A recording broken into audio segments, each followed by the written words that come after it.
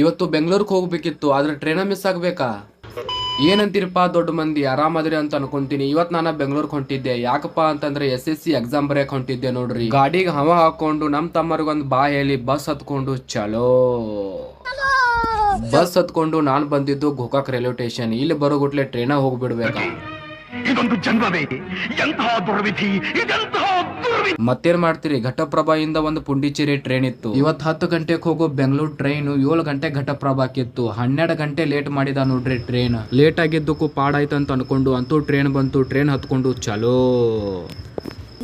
12 hours later.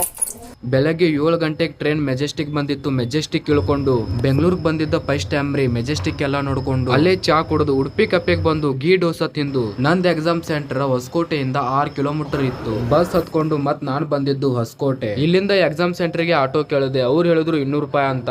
ನಂದ್ exam second shift ಇತ್ತು. ಇನ್ನೂ ಟೈಮ್ ಇದೆಯಲ್ಲಪ್ಪ ಅಂತ ಅನ್ಕೊಂಡು 6 ಕಿಲೋಮೀಟರ್ ನಡ್ಕೊಂತ ಹೊಂಟಿದ್ದೆ ನೋಡ್ರಿ. ಜೆರಾಕ್ಸ್ ಸೆಂಟರ್ಗೆ ಬಂದು ಅಡ್ಮಿಟ್ ಕಾರ್ಡ್ ಒಂದ್ ಜೆರಾಕ್ಸ್ ಹೊಡ್ಕೊಂಡು ಬಂದೇ ಬಿಟ್ಟೆ ನೋಡ್ರಿ ಎಕ್ಸಾಮ್ ಸೆಂಟರ್ಗೆ. ನಾನು ಆಧಾರ್ ಕಾರ್ಡ್ ತಂದ್ರಕ್ಕಿಲ್ಲ, ಪುಣ್ಯ ಹೋಟಿನ್ ಕಾರ್ಡ್ ಇತ್ತು. ಹೋಟಿನ್ ಕಾರ್ಡ್ ಎಂಟ್ರಿ ಮಾಡಿಸಿ ಹೊಂಟೆ ಬಿಟ್ಟೆ ನೋಡ್ರಿ ಎಕ್ಸಾಮ್ ಬರೆಯೋಕೆ.